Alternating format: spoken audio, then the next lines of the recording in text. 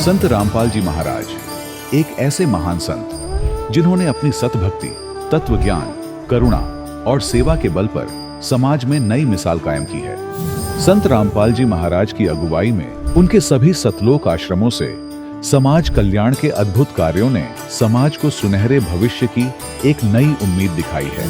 संत रामपाल जी महाराज से नाम दीक्षा लेने के बाद लाखों लोगों की लाइलाज बीमारियां जैसे कैंसर, एड्स आदि ठीक हुई। संत जी के ज्ञान से प्रेरित होकर उनके अनुयायियों ने लाखों यूनिट रक्तदान किया। संत जी ने लाखों बहन बेटियों का दहेज मुक्त विवाह करवाया।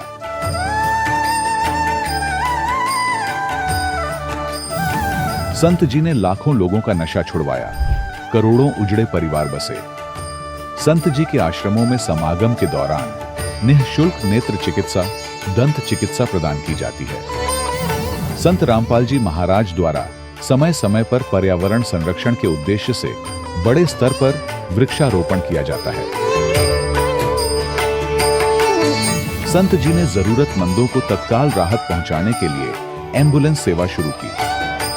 संत जी अपने अनुयायियों को देहदान के लिए प्रेरित करते हैं, जिससे मानवता की सेवा और चिकित्सा क्षेत्र में सुधार हो सके। संत रामपाल जी महाराज के सभी आश्रमों में हर रोज निःशुल्क भंडारा आयोजित किया जाता है, जहां हर वर्ग, हर जाति और हर धर्म के लोग एक साथ बैठकर भोजन करते हैं।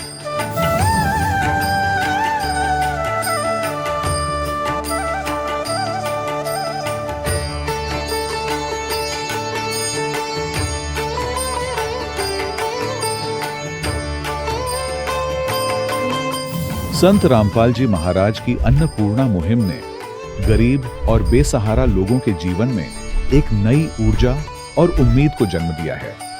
घर घर खाद्य सामग्री और जरूरी मदद पहुंचाकर संत रामपाल जी महाराज ने लोगों को दुख और मजबूरी से लड़ने की ताकत प्रदान की है।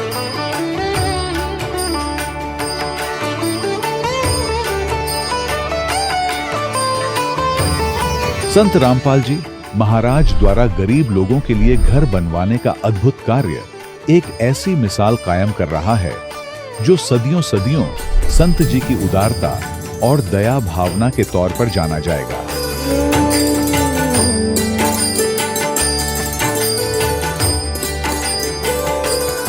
संत रामपाल जी महाराज ने हरियाणा सहित भारत के कई राज्यों में आई भीषण बाढ़ से अनेक गांवों और किसानों को बड़ी राहत दिलाई।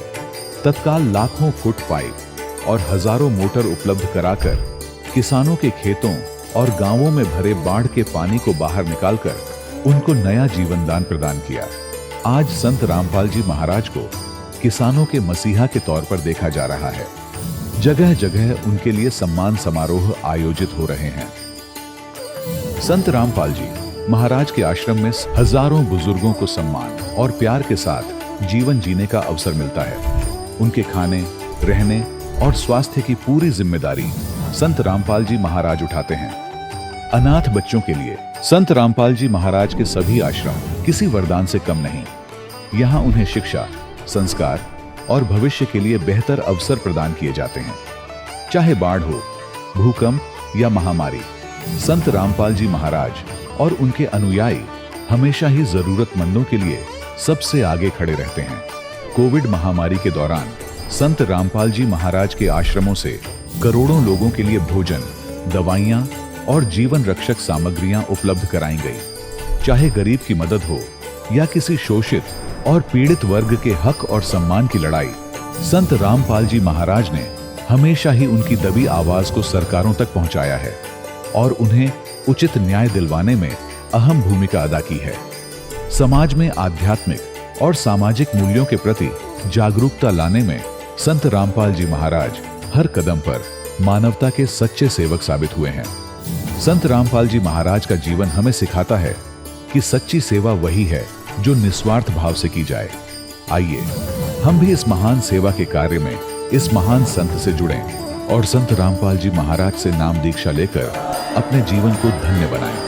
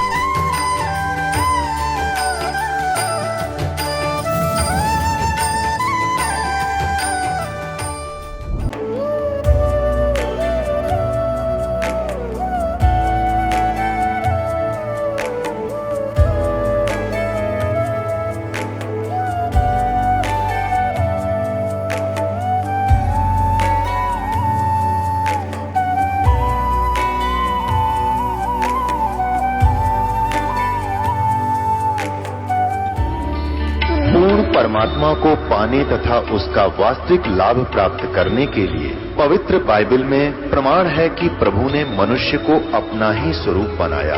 6 दिन में सृष्टि रचकर 7वें दिन विश्राम किया। कुरान शरीफ में प्रमाण है कि हजरत मोहम्मद को खुदा स्वयं कह रहे हैं कि मैंने तुम्हें उस परमात्मा की महिमा बताने के लिए भेजा है। वो परमात्मा कबीर है जिसने 6 दिन में सृष्टि रची तथा 7वें दिन तख्त पर जा विराजा। उसकी खबर किसी बाखबर से पूछकर तो देखो। कृपया अवश्य सुनिए जगत गुरु तत्वदर्शी संत रामपाल जी महाराज के अमृत वचन। यदि आप दृढ़ता से लगे रहे, सीधा कर देगा परमात्मा।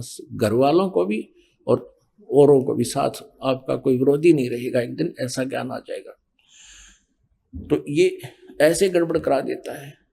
और इस परमात्मा की साधना से आपको इतना सुख हो जाएगा, आप सोच भी नहीं सकते। भगवान इतना सुख देता है। एक अभी ताजा ही नाम लिया एक भक्त ने, MP का, ये थोड़ा सा बताता हूं उदाहरण। ये भक्त है त्रिलोक दास बैरागी, ग्राम डिमर खेड़ा, जिला कटनी, मध्य प्रदेश का निवासी है। ये भक्त यहीं आया हुआ है आज। और एक बार आगे आ जा, थोड़ा सा दिखाते हैं। इसने क्या बताया है कि मैंने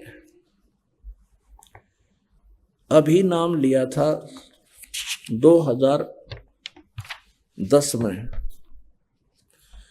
27 यानी 1 साल हो गया लगभग इसको। 27/6/2010 में नाम लिया था इसने एक पत्र लिख के दिया है और ये स्वयं भी आपको अपना बताओगा। आप बीती पुण्यात्माओं, ये सत्कर मान लेना। आप इस परमात्मा के दरबार में ये सुख तो आपको फ्री ऑफ कॉस्ट मिलेंगे। ये तो रूंगे में मिलेंगे, लेकिन मिलेंगे उनको जो दृढ़ होकर पूरे नियमों को निभाता हुआ भगवान की भक्ति करेगा। फिर देखना इसने क्या बताया है। मैं त्रिलोक दास बैरागी, गांव डिमर खेड़ा, जिला कटनी, मध्य प्रदेश का निवासी हूं। मैंने दिनांक 27/6/2010 को नाम दान लिया था। जब मैंने नाम लिया था तब मुझे मालूम नहीं था कि नाम दान नहीं बल्कि अमृत ले रहा हूं। मेरी बात आपको अतिशयोक्त लगेगी, लेकिन कसम मुझे गुरुदेव की चरणों की, इसमें मैंने जो भी अनुभव किया है या जो भी प्रमाण मेरे सामने, मैंने कल्पना भी नहीं की थी। जो मुझे लाभ मिला है उसकी कहता मैंने कल्पना भी नहीं की थी। मेरे साथ ऐसा चमत्कार होगा। नामदान लेने के 6 माह तक मैं गुरुजी की बताई हर विधि का पालन करता रहा। अचानक 6 माह के बाद मेरा 1 वर्ष का पुत्र बीमार हो गया, जिसका जन्म 5 पुत्रियों के बाद हुआ है। मैं अपने पुत्र का इलाज लगातार 1 माह तक MBBS डॉक्टरों से करवाता रहा, मगर 1 माह तक बालक ठीक नहीं हुआ। अचानक मेरा बालक एक दिन सुबह 9 बजे से आंखें बंद कर लिया, मतलब बेहोश हो गया।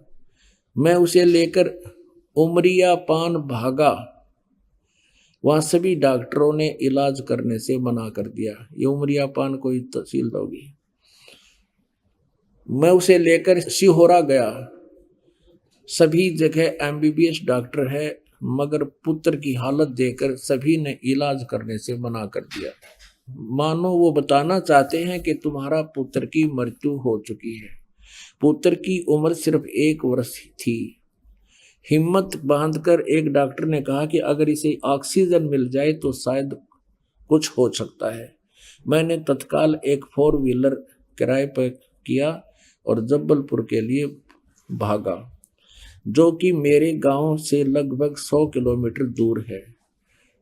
तो वहां गया। कहती वहां जाकर फिर डॉक्टर ने बताया, मैंने सुई भी लगा कर देख ली, इसका टस मस से भी नहीं हो रहा। सुई लगा लगा कर देखी, कहने का तो खत्म हो चुका है। मैंने कहा भर्ती करो और भर्ती करके इलाज शुरू करो, बाकी सब परमात्मा पर छोड़ दो। डॉक्टर ने कहा अगर इसे 6 घंटे में होश आ गया तो शायद बच जाएगा। तो नहीं तो मुश्किल है। सुबह 9 बजे से रात्रि के 9 बजे यानी 12 घंटे हो गए थे, परंतु बालक होश में नहीं आया था। लड़के की माँ ने वह मैंने रोना शुरू कर दिया। फिर मुझे अचानक परमात्मा की उस ज्ञान गंगा और भक्ति सौदागर को संदेश में लिखे हुए चमत्कारों की याद आई। प्रभु से प्रार्थना की, रोने लगा, याद किया। तो उसी समय मेरा बच्चा डॉक्टर आया और उसने फिर एक इंजेक्शन लगाया। इंजेक्शन लगाते ही बालक रोने लग गया, जैसे खुद वो इंजेक्शन गुरुजी ने लगाया हो। पूरे हाल में खुशी की लहर दौड़ गई। डॉक्टर ने मेरे सिर पर हाथ रखकर कहा, अब तुम्हारा बालक होश में आ गया है। ऐसे मर्ज वाले बालक बहुत कम होश में आते हैं। ओहो, मैं हॉस्पिटल में गुरुजी के चरणों की वंदना की और धन्यवाद देते हुए रो पड़ा। डॉक्टर ने कहा कि इसे लगातार 8 दिन इलाज की आवश्यकता है। 24 घंटे का 5,000 रुपये का खर्चा है। तो मैंने कहा डॉक्टर से कि हमें छुट्टी दे दो, ये डॉक्टरों के बस का बात नहीं है, परमात्मा ने मेरे बच्चे का जीवन दिया है। वो छुट्टी लेकर आ गया और मेरा बेटा कति स्वस्थ है। बोलो सतगुरुदेव।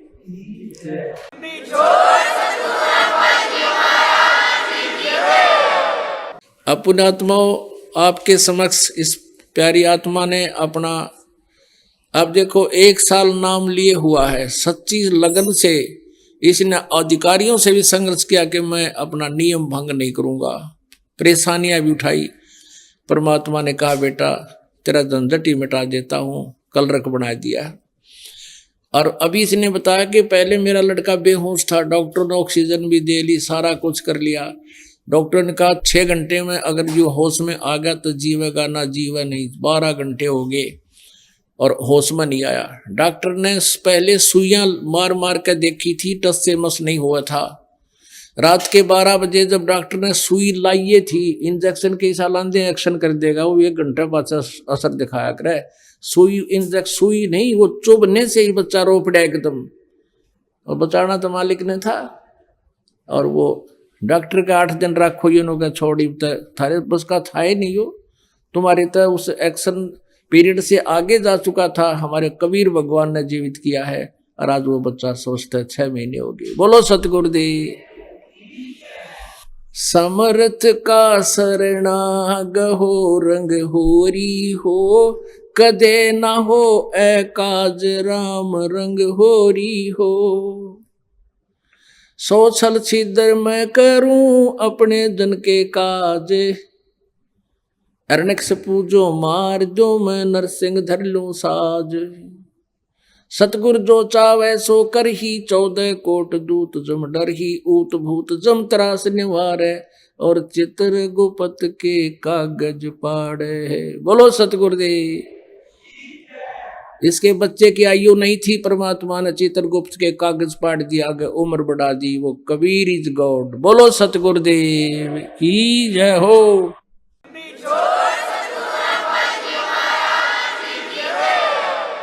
परमपिता परमात्मा पूर्ण ब्रह्म सर्व सृष्टि रचनहार,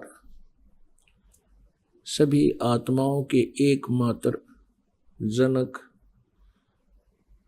सबके हितैषी, ये वो परमेश्वर हैं जो बनारस में, काशी में, भारतवर्ष की पवित्र धरती पर, काशी शहर में बने एक लहर तारा नामक तालाब पर शिशु रूप धारण करके विराजमान हुए थे।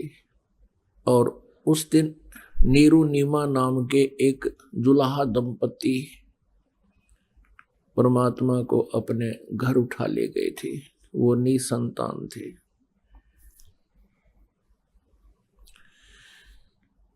वो परमात्मा प्रत्येक युग में आते हैं। यहाँ काल के द्वारा इतना अज्ञान फैला दिया गया होता है। ये भोली आत्माएं पापों को अधिक ग्रहण करके, घने पाप इकट्ठे करके और फिर घोर दुख उठा रही होती हैं। तब वो परमात्मा यहाँ आते हैं, अपनी समर्थता से अपनी प्यारी आत्माओं को सुख देते हैं, उनको यथार्थ ज्ञान देते हैं, अपने निज स्थान का ज्ञान कराते हैं और ये भी बताते हैं कि तुम यहाँ के रहने वाले नहीं हो। ये तो एक जेल है, एक खुली कैद है। परमात्मा कहते हैं तुम जो भी ये दान पुण्य आदि करते हो शास्त्र विधि त्याग कर, या ब्रह्म सत्र के, या अन्य देवी देवताओं की पूजा करते हो, या जो बिल्कुल नहीं करते हैं, या कोई दान करता है या बिल्कुल नहीं करता है, दान करने वाला स्वर्ग चला जाता है कुछ समय के लिए, अपने पुण्यों को समाप्त करके फिर नरक जाता है, पाप यहाँ अधिक होते हैं। तो इस प्रकार परमात्मा कहते हैं एक पुण्य एक पापी आया, एक है सोम दलेल रे, गरीब दास सतपुरुष भजन बन, ये सब ही जम की जेल रे। ये काल भगवान की जेल है, ये कैद है, हमें यहाँ पर रोका हुआ है। इस रोकने के पीछे भी बहुत गहरा षड्यंत्र है, सुनियोजित षड्यंत्र है इस काल भगवान का। इस काल के षड्यंत्र को तोड़ने के लिए, इसका पर्दाफाश करने के लिए वो परमात्मा स्वयं चल कर आते हैं, अच्छी आत्मा को मिलते हैं, नेक आत्मा को मिलते हैं। उसी उपलक्ष्य में ये 5 दिवसीय समागम, सत्संग समागम हुआ। आज वो शुभ दिन है, आज वो पवित्र दिन है, ज्येष्ठ सुदी पूर्णमासी, जिस दिन परमात्मा सतलोक से गमन करके चल गए और वहाँ बनारस में काशी शहर के लहरतारा तालाब पर कमल के फूल पर आकर विराजमान हुए थे। और वहाँ से फिर एक जुलाहा दंपति उनको अपने घर ले गए थे। उनके परमात्मा का जन्म किसी माँ से नहीं हुआ था। जुलाहे का कार्य करने से परमात्मा जुलाहा कहलाए। परमेश्वर कबीर साहब कहते हैं, मात पिता मेरे कुछ नाही, ना मेरे घर दासी, जुलाहे का सुत आन कहाया, यो जगत करे मेरी आसी। परमात्मा कहते हैं कि ये मुझे ना समझकर मजाक उड़ा रहे हैं, यो दानक दुल्हा क्या जाने भगवान के बारे में। और परमात्मा ने रह रह कर कहा है, हम ही अलख अल्लाह हैं, हम ही वो अलख अल्लाह हैं, कुतुब गोस और पीर, गरीब दास खालिक धनी, हमरा नाम कबीर। रामानंद जी से कहा परमात्मा ने स्वामी सृष्टा में सारी सृष्टि का रचने हारा, ए स्वामी सृष्टा में सृष्टि मेरे तीर। दास गरीब जी बता रहे हैं, कबीर जी ने बोले, दास गरीब मैं अधर बसूं, ऊपर सतलोक में रहता हूं, तीसरे मुक्ति धाम में रहता हूं। अवगत सत कबीर, सुन रामानंद राम हम, और मैं बावन नरसिंह। परमात्मा ने कहा कि राम भी मैं ही हूं। तुम जिस राम को राम समझते हो वो तो राम है ही नहीं। राम मीन गॉड है, तो राम तो एक ही है, वो पूर्ण परमात्मा। जैसे ब्रह्म कहो चाहे राम कहो, अब ब्रह्म कहो, ब्रह्म माने भगवान परमात्मा, लेकिन ये अन्य भी अपने आप को परमात्मा कह रहे हैं। जैसे कल आपने शिव पुराण में देखा, ये काल भगवान ब्रह्मा विष्णु महेश का पिता कहता है अपने ब्रह्मा और विष्णु को, पुत्रों तुमने अपने आप को ईश मान लिया, तुम अपने आप को भगवान मान रहे हो, ये तुमने अच्छा नहीं किया, तुम भगवान नहीं हो, तुम ईश नहीं हो। परमात्मा कहते हैं, मुल्ला माया मग में बैठी हंसा चुन चुन खाई, और ये ज्योत स्वरूपी कहे निरंजन मैं ही करता भाई। अब परमात्मा कहते हैं, ये ज्योत निरंजन अपने आप में भगवान बतावे, ये भगवान नहीं है।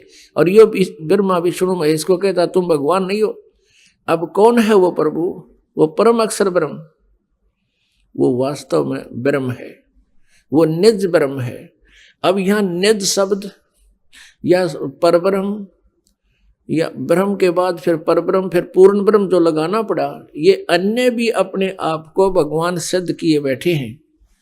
अन्यथा राम कहो, राम एक ही है, वो पूर्ण परमात्मा। अब पूर्ण परमात्मा इसलिए कहना पड़ा कि अन्य अपूर्ण भी अपने आप को परमात्मा ही कहलाते हैं। तो परमेश्वर कहते हैं, सुन रामानंद राम हम और मैं बावन नरसिंह। कहते ये लीलाएं मैंने ही की थी, लेकिन महिमा इन विष्णु जी को दे दी ताकि भक्ति की सतिथि बनी रहे। और इस पिछली पीढ़ी तक इस यथार्थ भक्ति ज्ञान को छुपा के रखना था और परमात्मा की महिमा पुण्यात्माओं के हृदय में बनाए रखनी थी। इसलिए परमेश्वर रह रहकर आते रहे। जैसे आदरणीय गरीबदास साहिब जी को मिले, आदरणीय दादू साहिब जी को मिले, आदरणीय नानक साहिब जी को मिले, आदरणीय मुल्कदास साहिब जी को मिले, आदरणीय गीसा दास साहिब जी को मिले, आदरणीय धर्मदास साहिब जी को मिले, आदरणीय अब्राहिम सुल्तान अधम को मिले। पुण्यात्माओं, परमात्मा इसलिए आते रहे कि भगवान की सतिथि अभी बनी रहे। काल चाहता है कि ये सब नास्तिक हो जाए, जैसे पूरा चीन नास्तिक हो गया। पहले वो बुद्ध धर्म को मानता था, अब उस साधना से, बुद्ध जी के द्वारा बताई गई साधना से कोई आध्यात्मिक लाभ होना ही नहीं था, इसलिए सब नास्तिक हो गए कि परमात्मा कहीं नहीं है। और काल यही चाहता है कि परमात्मा से आस्था उठ जा, फिर ये भगवान चाहे को ना सारे एक दूसरे पर लड़े जा, झगड़े जा, लट्ठम लट्ठा, चोरी ठगी, मुकदमेबाजी, ये फंसे रहे, भक्ति करें को ना। ये तो परमेश्वर आते हैं, शांति स्थापना करते हैं। इसी उद्देश्य से परमात्मा सतलोक से चलकर यहाँ आए। ये वो शुभ दिन है जिस कारण से आज हमें उस परमेश्वर की जानकारी और अपने निज घर का ज्ञान हुआ। और अब भी कोई नादान यहाँ इस काल की जेल में फंसा रहेगा तो फिर भगवान का दोष नहीं। पुण्यात्माओं, हमने जैसे श्री कृष्ण जी को भगवान माना कि उन्होंने राजा मोरध्वज के पुत्र ताम्रध्वज को आरे से 2 फाड़ करवा के, चिरवा के, वो मृत्यु को प्राप्त हो गया था, फिर जीवित कर दिया। और हमने श्री कृष्ण जी को भगवान मान लिया। लेकिन वो अपने सगे भांजे अभिमन्यु को जीवित नहीं कर सके, जो सुभद्रा पुत्र थे। सुभद्रा श्री कृष्ण जी की बहन थी। चक्रव्यूह के अंदर महाभारत के युद्ध में अभिमन्यु की मृत्यु हो गई थी। सारा पांडव का कुल नाश हो रहा था और श्री कृष्ण रो रहा था, सुभद्रा टक्कर मार रही थी। श्री कृष्ण जीवित नहीं कर सके। कारण क्या था कि मोरध्वज के पुत्र ताम्रध्वज की आयु शेष थी, इसलिए उसको दोबारा जीवित भी कर दिया, उसको शरीर को एज इट इज भी कर दिया। लेकिन अभिमन्यु की आयु शेष नहीं थी, उसका प्रारब्ध इतना ही था। तो ये भगवान आयु में एक्सटेंशन नहीं कर सकते, आयु नहीं बढ़ा सकते। ना ब्रह्म बढ़ा सकता, ना ब्रह्मा विष्णु महेश बढ़ा सकते, इन पर ब्रह्म बढ़ा सकता केवल परम अक्षर ब्रह्म, पूर्ण ब्रह्म कबीर परमेश्वर अपने भक्त की आयु भी बढ़ा सकता है। अब परमात्मा का ये 5 दिन का समागम पुण्यात्माओं ऐसे गया जैसे 2 घंटे की बात हो। और परमेश्वर की महिमा तो अभी आज शुरू करनी थी, जो और विस्तार से बतानी थी। ये 5 दिन में तो माल्य की महिमा का अंश ही बताया गया था और ये 5वां दिन आ गया। हमने 7 दिन भी सत्संग किए, ऐसे ही 2.5 घंटे सुबह, 2.5-3 घंटे शाम, और इतना आनंद आता। तो भी परमात्मा की हम व्याख्या पूरी नहीं कर पाते। पूरा वर्ष गुजर जाता है, महीने में 2-2 बार 3-3 दिन के सत्संग होते हैं, तो परमात्मा की महिमा फिर भी शेष रह जाती, क्योंकि इसकी महिमा अनंत है।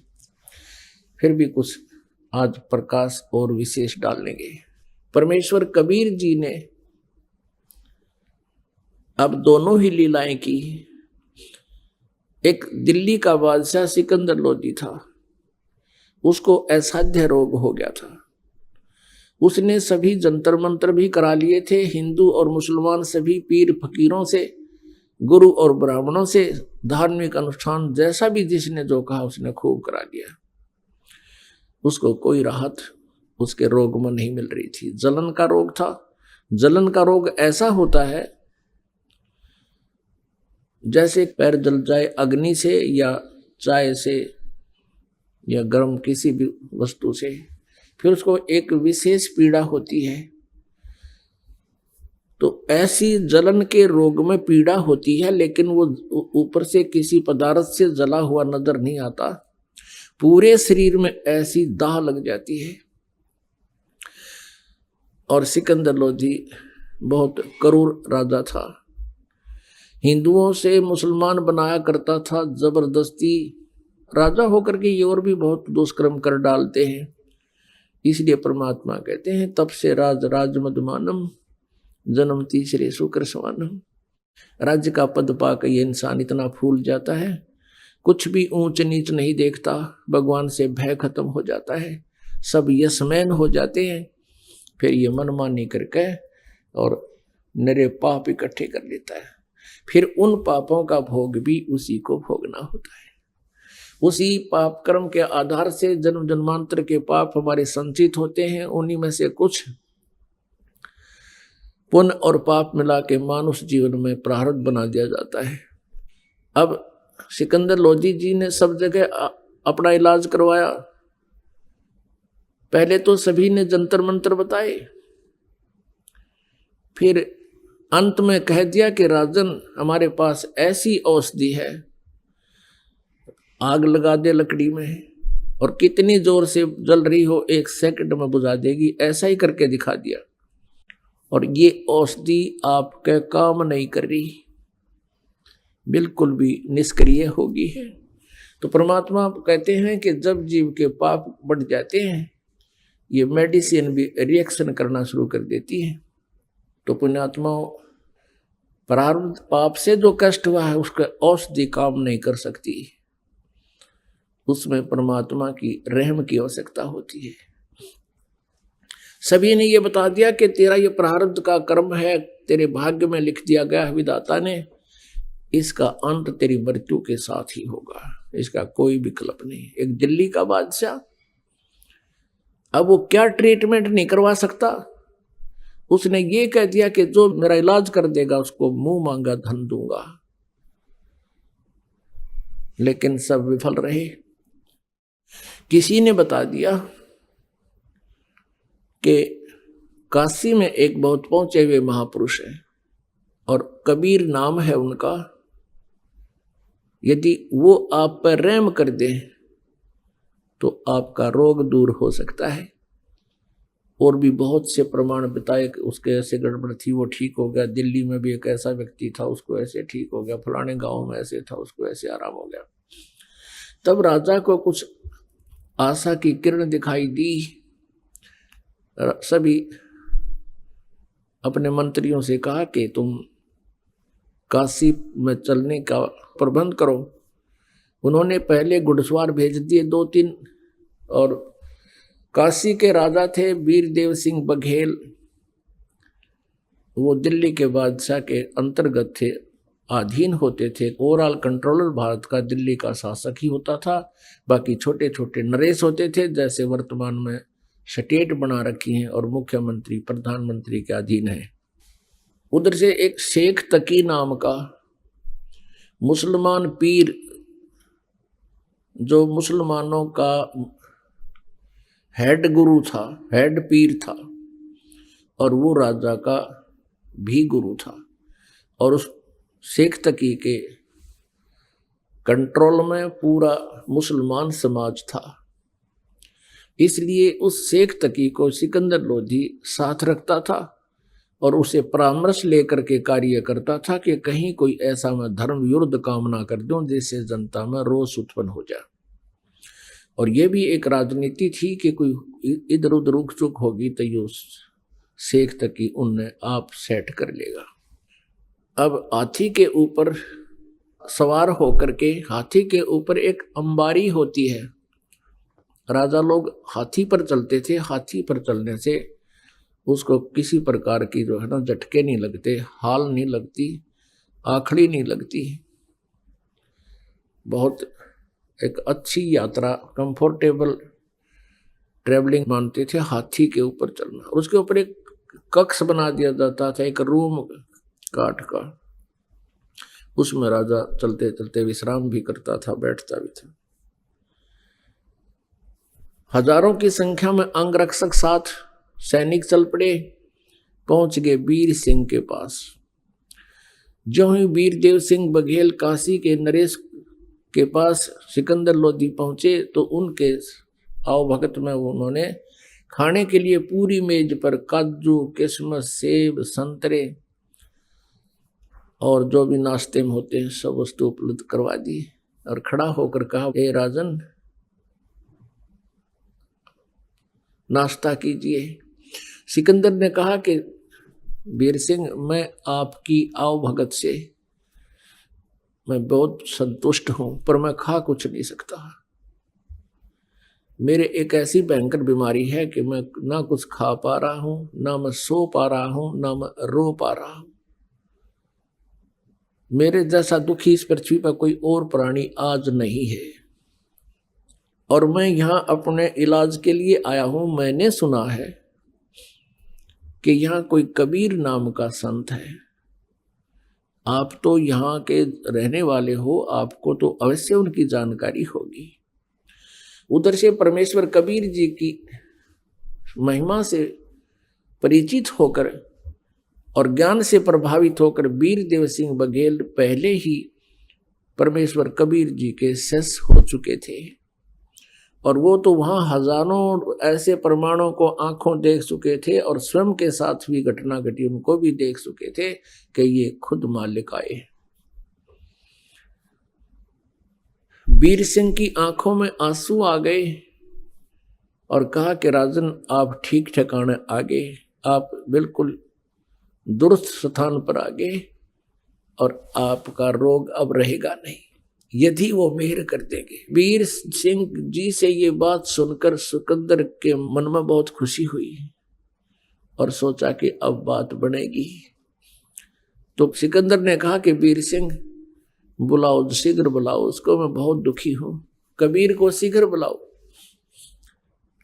अब दिल्ली के बादशाह का आदेश, एक नरेश उसको सीधे शब्दों में मना नहीं कर सकता। करबद्ध होकर कहा कि जो आज्ञा हजूर आपकी, एक मेरी अर्ज भी आपसे है। कहते हैं संत को बाई ऑर्डर नहीं बुलाना चाहिए, और मान लीजिए हम उनको बाई ऑर्डर बुला भी लेंगे और उन्होंने रहम नहीं बख्शा, उन्होंने कृपा नहीं की, अंदर से वो प्रसन्न नहीं हुए, क्योंकि वो दुख भी मान सकते हैं, तो फिर आना और ना आना बराबर रहेगा। और कहते हैं संत को बुलाना नहीं चाहिए, स्वयं चलकर उनके द्वार पर जावे, नतमस्तक होवे, तो प्रसन्न होगे तो राहत मिलेगी। खुश होकर आशीर्वाद देंगे तब राहत मिलती है। सिकंदर कहने लगा, बस ठीक है, आप मुझे अभी ले चलो। अमरता के ना करता, ना जिसके एक शब्द में पूरा हिंदुस्तान हला करता। फिर भी पुण्यात्मा, ये विचार करो इस तत्व ज्ञान पर कि जो राजपाट चाहते हैं वो कितने सुखी हैं, और फिर भी उन्होंने परमात्मा के सहारे की फिर भी आवश्यकता पड़ती है। और हम पहले उस परमात्मा की आड़ में बैठ गए, हम पहले उस पावर हाउस से कनेक्शन ले चुके हैं, जिनसे को फिर बाद में लेगा, चाहे राजा हो चाहे कोई हो, तो उनको उसी सत्र का फिर बाद में लाभ मिलेगा। अब वीर सिंह बघेल को पता था, जिसमें वो सिकंदर लोधी ने चलने को कहा, उस समय जो समय था वो कबीर जी के घर पे मिलने का नहीं था, शाम का समय था। वो परमात्मा कबीर जी अपने उस शिष्टाचार के आधार से गुरु स्वामी रामानंद जी के आश्रम में शाम को जाया करते थे, वहां बैठकर सब भक्तों और साधुओं के साथ आरती किया करते थे। वो समय वीरदेव सिंह बघेल को पता था कि कबीर जी आश्रम में मिलेंगे, तो सीधा आश्रम में लेकर गया। अब जो ही सिकंदर लोधी और वीरदेव सिंह बघेल रामानंद जी के मेन गेट पर पहुंचे, वहां द्वारपाल खड़े थे भक्त। अब वीरदेव सिंह को तो पता था कि हमारे आश्रम का क्या रूल है, क्या नियम है, और यदि वो आप बताते उस सिकंदर लोधी को तो उसको महसूस हो सकता था, क्योंकि राजा जो है सांप के साहस है, और उसके जरा सा भी कोई उसके विरुद्ध काम हो जाए, उसकी प्रकृति के विपरीत, वो तुरंत डंक मार सकता है। तो वीरदेव सिंह बघेल ने उस सेवादार से कहा कि भक्त सिकंदर लोधी दिल्ली के बादशाह आए हैं और हमने कबीर जी से मिलना है, क्या आए हैं भगवान? अब सेवक ने कहा कि उनके आने का वैसे तो समय हो रहा है, पर अभी तक वो पहुंचे नहीं हैं। तो वीरदेव सिंह ने कहा कि आप स्वामी रामानंद जी से प्रार्थना कीजिए, क्योंकि रामानंद जी मुसलमानों को एंट्री अलाउड नहीं करता था, नो एंट्री थी मुसलमानों की रामानंद जी के आश्रम में। और वीरदेव सिंह बघेल न्यू कहे कि आपको अंदर नहीं जाने देंगे, तो राजनीति भी साथ रहती है इन लोगों के, इसलिए उस सेवक से सीधा ही कह दिया कि अंदर से आदेश आप पर ले लेगा यूं। तो वीरदेव सिंह बघेल ने कहा कि स्वामी जी रामानंद जी से कहिए कि दिल्ली के बादशाह शहनशाह सिकंदर लोधी जी आए हैं और आपके दर्शन करना चाहते हैं और कबीर जी से मिलना चाहते हैं। जब तक कबीर जी आओ तब तक आपके यहाँ आश्रम आपके पास बैठना चाहते हैं। अभी आपने सुने संत रामपाल जी महाराज के मंगल प्रवचन। आइए अब सुनते हैं संत रामपाल जी महाराज से नाम दीक्षा लेकर सतभक्ति करके अद्भुत लाभ प्राप्त करने वाले अनुयायी के विचार। सर नमस्कार। नमस्कार सर। जी क्या नाम है आपका? बाल गोविंद कुमार। कहाँ से आए जी? रामगढ़ झारखंड से। संत रामपाल जी महाराज जी से नाम दीक्षा कब लिया आपने? मैं संत रामपाल जी महाराज की शरण में 30 जनवरी 2016 को गया। संत रामपाल जी महाराज जी से नाम दीक्षा लेने से पहले आप क्या भक्ति साधना करते थे? मैं सर शिव जी का कट्टर भक्त था, जो कि आज शिव जी को ये करने के लिए एक बड़ा मंदिर का निर्माण करवाएं, जो कि पूर्वजों ने आधा अधूरा कर रखा था। आज उसको हम कुछ दिन बाद उसको छोड़ दिए, तो आज सारे जगत के लोग हमको गांव वाले दूसने लग गए, बोलने लगे क्या यार तुमने तो आधी मंदिर जो बनी थी हम लोगों ने बनवाए थे, आज तुम उसको पूरा तो कर दिया लेकिन उसको फिनिश नहीं किया। गांव वाले और दूसरे गांव वाले हंसेंगे, तो ऐसा ठीक नहीं किया, तुम एक कोई गुरु के शरण में चला गया। बोला मैं गुरु के शरण में नहीं गया, मैं एक सच्चाई के साथ गया हूँ, जो कि मेरे जीवन में और आने वाला जनरेशन में यही सच्चाई है और साथ रहेगा सबका। मैं उसका शरण लिया हूँ। कैसे पता चला आपको संत रामपाल जी महाराज जी के बारे में? मेरे बड़े पापा के लड़के एक भगत जी हैं, उन्होंने पहले शरण में गए थे। उसके बाद वो हमको लगभग 2 साल तक बताएं कि बाबू कर लो भक्ति, परमात्मा आए हैं, अभी नहीं करोगे तो फिर पता नहीं कब तेरा जान छूट जाएगा, तो सारा जीवन व्यर्थ हो जाएगा, तेरा जन्म मरण का जो रोग है वो लगता ही रहेगा और तुम यहीं रह जाओगे। तो फिर हुआ कि मना करते लेंगे, इसी तरह मैं मना करता ही रहा। लेकिन ऐसा एक दिन हुआ कि मैं ड्यूटी जा रहा था ऑफिस से निकलने के लिए, तो ये लोग सत्संग के लिए कोई यहाँ कोडरमा में झारखंड में ही एक नामदान सेंटर वहाँ जा रहे थे। तो मैं बाइक निकाला ड्यूटी के लिए और ये लोग को देखे बुलेरो बैठा, ये लोग चला गया। तो पता नहीं एक बार ऐसा लगा कि नहीं आज चलना चाहिए। हम ड्यूटी नहीं किया, चल के हम सीधे चल गए। अब बोले थे कि बुलेरो में चलना है, लेकिन हमको वो लोग आधा दूर निकल गया और हम पीछे से अपना बाइक में पूरा स्पीड धर के निकल गए वो लोग को। फिर जाके 10 किलोमीटर 20 किलोमीटर लगभग 15 किलोमीटर बाद में उन लोग से मिला, फ़ोन किया, फिर बोले हम भी जाएंगे, हमको भी लेते चलो। फिर उन लोगों के साथ गए और परमात्मा के शरण में नाम लिए। संत रामपाल जी महाराज जी से नाम दीक्षा लेने के बाद आपको क्या लाभ मिले? संत रामपाल जी महाराज जी के नाम लेने के बाद हमको फ़ायदा ये हुआ कि हमको एक करेंट सांप ने हमको ये पैर में डस लिया, जो कि आज करेंट सांप डसने के बाद किसी कोई ज़िंदा नहीं रहता है। आज परमात्मा ने साक्षात हमको आज ज़िंदा रखे हैं और दुनिया वाले को भी हम देख रहे हैं, दुनिया वाले हमको भी देख रहे हैं। बहुत सारे जगत के लोग मेरे घर आए, बोले नहीं नहीं जाओ जाओ ओझा के साथ झड़वा लो, डॉक्टर से दिखवा लो। तो ऐसे हम एक भगत जी रहते हैं, एक मेरे साथी रिम्स हॉस्पिटल जो झारखंड का जो सरकारी अस्पताल है उसमें रहते हैं। मैंने फ़ोन किया क्या करना है, तो उन्होंने बताया कि नहीं ऐसा कुछ नहीं है, परमात्मा के संत रामपाल जी महाराज के शरण में जो रहता है उसको तो खैर उनका दुनिया गवाह है कि आज तक उनके भक्तों के साथ कोई ऐसा खिलवाड़ नहीं हुआ है, जो हुआ है सच्चाई हुआ है। तो उन्होंने जब बताया तो हमको पूरा विश्वास लग गया कि नहीं, संत रामपाल जी महाराज की अगर भक्ति में अगर शक्ति है तो वाकई में हम जिंदा रहेंगे, नहीं तो नहीं रहेंगे। यहाँ तक कि मेरे पापा मेरे मम्मी बोले नहीं नहीं नहीं डॉक्टर को दिखवाओ, यहाँ जाओ वहाँ जाओ। हमने नहीं, कुछ नहीं करना है, जो करना है परमात्मा ने करेंगे। आज मैं आपके सामने साक्षात हूँ और दुनिया वाले को मैं सामने खड़ा हूँ। और क्या लाभ मिले सर? सर एक बार मेरे बच्चे की लमसम 3 साल का है मेरा बच्चा, वो छत से पहले तल्ले की बिल्डिंग से नीचे गिरा, जबकि सीमेंटेड नीचे फर्श था, उसमें ये माथा का बल से वो नीचे गिरा। और हम उसको माथा ऐसे करके देखे तो यहाँ पे पूरा उसका गड्ढे गड्ढे निशान खून जम गए थे। लेकिन आज संत रामपाल जी महाराज जी के शरण में रहते हुए आज मेरे बच्चा का बाल बांका नहीं हुआ है। आज मेरा बच्चा स्वस्थ है, मस्त है, आज आराम से पढ़ लिख रहा है और बिल्कुल बढ़िया। और साथ ही साथ एक बार ऐसा हुआ कि तो मैं गाड़ी ड्राइव कर रहा था, अचानक पीछे का चक्का ब्लास्ट किया और हमको पता ही नहीं चला कि क्या, हर एक पोल था उसमें हमको लगा कि आप गाड़ी सीधे जाके इंजन टकराएगी पोल से। लेकिन ऐसा हुआ कि सीधे पोल के बीचों बीच में जा रहे हैं और 10 कदम है और गाड़ी 60 की स्पीड में, लेकिन सीधे गाड़ी उठ के जाती है बाएं साइड में और गाड़ी ऐसे हो जाती है और गाड़ी का भी खरोंच नहीं आता, हम ना किसी को चोट पहुंचाते हैं और मेरा गाड़ी जैसे तैसे है। आज हम भी सुरक्षित हैं और 5 भक्त मेरे गाड़ी में थे। गाड़ी में लगभग 3 टन की लोड की हुई थी, वो भी स्वस्थ है, सब कुछ ठीक है और हम आज ठीक है, गाड़ी में भी कुछ नहीं हुआ, हमको भी कुछ नहीं हुआ। तो संत रामपाल जी महाराज की शरण में तो खैर दुनिया जानता है और सब सारे भक्तों ने ये बता भी दिए हैं कि परमात्मा की भक्ति में ही ये शक्ति है जो कि ये कर सकता है, अदरवाइज और कोई नहीं। और सर मेरे घर में प्रेत बाधा रहते थे। एक बार तो ऐसा हुआ थी कोई ओझा भगत मेरे घर में लाए हुए थे और ऐसे ही बाता बाती में कोई बकरे काटना है तो उसको लेके हमको चंदा मांग रहे थे। वही भाई लोग, बड़े मेरे पापा के भाई लोग, तो बोल दिया कि नहीं हम चंदा नहीं देंगे, सबूत पूजा हम नहीं करेंगे। तो वो लोग मेरे पापा को काटने में तुल गए कि आज चाहे तो बकरा काटेंगे या फिर तुम्हें काटेंगे, क्यों नहीं देगा, जब तुम 3 भाग है इसका तो 1 भाग तुमको देना पड़ेगा।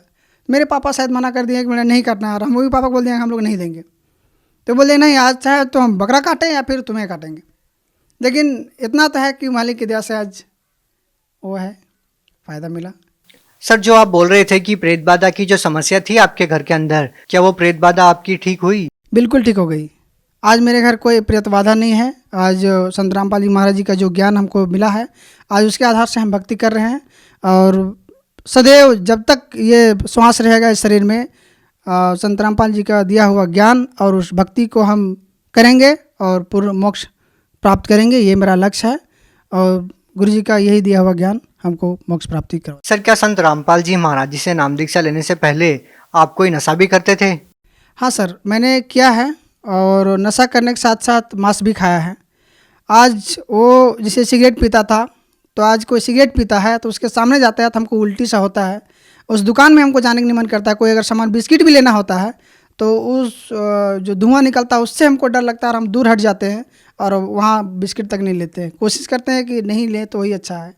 और यहाँ तक कि ऐसा मांस खाते थे कि बाज़ारों में घूम घूम के जो मांस बेचता है लोग ये करके वो हम वहाँ तक भी खा लिए थे। तो आज वो ऐसा लगता है कि इतना गलत काम किए कि हमसे ज़्यादा तुच्छ और कोई नहीं हो सकता है।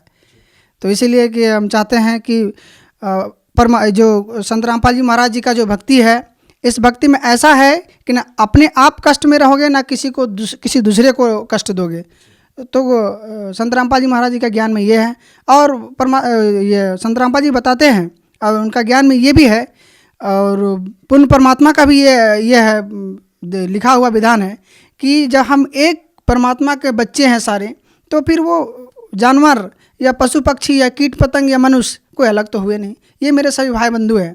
तो हम किसी को अगर कष्ट देंगे तो पूर्ण परमात्मा का विधान है कि हमें भी कष्ट होगा। सर संत रामपाल जी महाराज जी से नाम दीक्षा लेने के बाद आपको और क्या लाभ मिले? और सर मेरे को लाभ मिला कि आध्यात्मिक ज्ञान जो मिला आज वो सबसे दुनिया से हटके है और मैं ये चीज़ सारे जगहों में बताता हूँ कि ये ज्ञान सर्वोपरि है। इसको आज मेरे सारे जो संबंधी है या फिर दोस्त यार है मेरे जनरेशन के, उसको बताता हूँ कि चलो यार, जो संत रामपाल जी महाराज जी ने एक ऐसा ज्ञान बता रहे हैं जो दुनिया को दिखाने वाला है और बताने वाला है, तो इसको भक्ति करो और अपने को जाओ भी पूर्ण परमात्मा के शरण में, और पूरे परिवार को, सारे रिश्तेदार को, संबंधी को ये बताओ कि भक्ति विधि शास्त्र अनुकूल ये है और यही करना चाहिए। सर, आप लोग झारखंड में रहते हैं और संत रामपाल जी महाराज जी से जुड़े हुए हैं, तो क्या आपको नहीं लगता कि किसी और संत से भी आप नाम दीक्षा ले सकते थे, संत रामपाल जी महाराज जी से ही जुड़े इतनी दूर? सर, संत रामपाल जी महाराज जी का जो जाने के बात हुआ कि हम लोग जाते हैं दिल्ली या हरियाणा या कहीं भी जाते हैं, तो जाने का तो बाद की बात है। पहले तो संत रामपाल जी महाराज मेरे हृदय में बसे हुए हैं। और आश्रम की बात रही तो आज झारखंड में आज 10 आश्रम खुल गए हैं और मालिक संत रामपाल जी महाराज जी का सत्संग चलता है। तो ऐसा कुछ नहीं है, हम लोग ये करते हैं। लेकिन साथ में ये भी है कि मेरे गांव वाले बोलते हैं कि आप लोग वहाँ जाते हो आश्रम, पैसा मिलता है इसलिए जाते हैं। एक आध दो लोग हम लोग बोल दिया है, हमने ऐसा कुछ नहीं है। जो संत रामपाल जी महाराज की भक्ति विधि है मैं उसको जानने के लिए जाता हूँ, या कि पैसा हमको मिलता है इसलिए नहीं जाता हूँ, है ना। वहाँ पैसा नहीं, हमको लगा के जाना पड़ता है, क्योंकि कोई भी ज्ञान किसी स्कूल में जाना पड़ता है तो आपको पैसे लगा के उस स्कूल तक पहुँचना पड़ेगा, तभी आपको ज्ञान मिलेगा। इसका मतलब संत रामपाल जी महाराज जी के आश्रम में पैसे लिए जाते हैं नाम दीक्षा के लिए, या फिर किसी और प्रकार की फीस ली जाती है आश्रम में? खाने का तो छोड़िए, और गुरु संतों जैसे जय गुरुदेव में है कि और सारे गुरुओं में देखते हैं कि आगे बैठने वालों को अलग पैसा लेता है, या फिर जो ओढ़ने के लिए, ठंडा में ओढ़ने के लिए उसको रजा देता है, उसका 20 रुपये या 50 रुपये देना पड़ता है। खाना के लिए, भोजन का पैसा देना पड़ता है। यहाँ तो गुरु जी संत रामपाल जी महाराज जी के यहाँ देखते हैं आश्रम में कि सारे भक्तों का ऐसा भंडारा लगा हुआ है कि लगता है कि अब लोग देखते हैं, चाहते देखते कि इतना भंडारा का पैसा आता कहाँ से होगा इन लोगों के पास। लेकिन देखिए आज गुरु जी संत रामपाल जी महाराज जी का दया है कि आज सारे भक्तों का भंडारा हो रहा है और किसी से 1 रुपया लिया नहीं जाता है। यहाँ तक कि उनको 10 रुपया मदद दिया जाता है लेकिन लिया नहीं जाता है। भगत समाज को आप क्या संदेश देना चाहेंगे? भगत समाज को तो संदेश नहीं, मैं आग्रह, नम्र निवेदन करना चाहता हूँ कि संत रामपाल जी ने जो अभी ज्ञान दे रहे हैं वो शास्त्र अनुकूल साधना है और शास्त्र विधि साधना है। सबको हम अपने मिला के भी देखें हैं। हम भगवत गीता जी भी जो अलग से मिलता है वो भी पढ़े हैं, और संत रामपाल जी का जो लिखा हुआ जो गीता तेरा ज्ञान अमृत है या भी कोई भी है, उसको हम निकाल के देखें तो सेम लिखा हुआ है। लेकिन जो उनका अर्थ है, हम श्लोक मिला के देखें, जो श्लोक भगवत गीता जी में लिखा वो श्लोक यही लिखा है, लेकिन उसका अर्थ में देखें तो फर्क आया। और वो अर्थ से अब हमको समझ में आया कि गीता जी का जो अर्थ है वो ये है, ये नहीं है। हमको ये फर्क आया।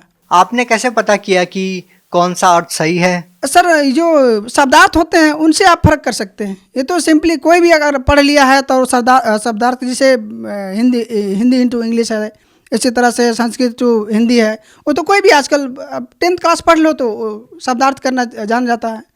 आज उसे इंग्लिश का पूरा ट्रांसलेट कर लेता है लोग शब्दार्थ के वही से। तो हम भी उसी तरह से मिला के देखें और सही में वो सही चीज़ है। संत रामपाल जी महाराज जी सही अर्थ कर रहे हैं? बिल्कुल, संत रामपाल जी महाराज एकदम बिल्कुल सही अर्थ कर रहे हैं और सही बता दिए दुनिया को कि यही अर्थ है। और लोग इस ज्ञान को जब समझ के उमड़ के जा रहे हैं तो हमको और लगा कि नहीं, बिल्कुल सही। एक आदमी पूर्वक हो सकता है, 4 आदमी अनपढ़ हो सकता है, हजारों हजार ऐसे थोड़े। डॉक्टर को देखें, MBBS डॉक्टर संत रामपाल जी महाराज के शरण में, इंजीनियर है वो शरण में है। ऐसा थोड़ी ना कि जो हम देखें संस्कृत का जो ये है, ग्रेजुएशन किया हुआ संस्कृत से, उसको भी देखें, उन्होंने डबल MA किया हुआ, वो देखें कि संत रामपाल जी महाराज संस्कृत से MA किया हुआ। तो ठीक है, हम अनपढ़ हैं और कोई अनपढ़ है, वो आदमी अनपढ़ नहीं था, ठीक है, उसको पैसा दिया होगा, एक आदमी को पैसा देगा, हजारों आदमी को पैसा कोई नहीं दे सकता। तो ये है।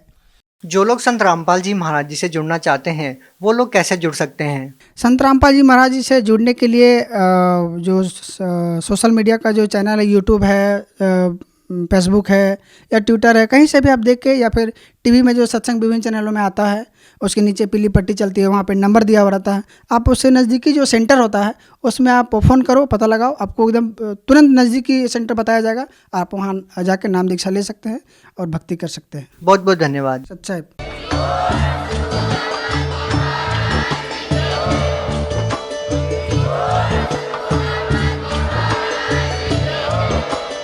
आप सुन रहे थे जगत गुरु तत्वदर्शी संत रामपाल जी महाराज जी के मंगल प्रवचन। अधिक जानकारी के लिए विजिट कीजिए हमारी वेबसाइट www.jagatgururampalji.org। संत रामपाल जी महाराज जी के शुभ आशीर्वाद से पूरे विश्व भर में 500 से भी ज्यादा नाम दीक्षा केंद्र हैं, जिन पर संत रामपाल जी महाराज जी द्वारा ऑनलाइन निशुल्क नाम दीक्षा दी जा रही है। अपने नजदीकी नाम दीक्षा केंद्र का पता करने के लिए संपर्क करें।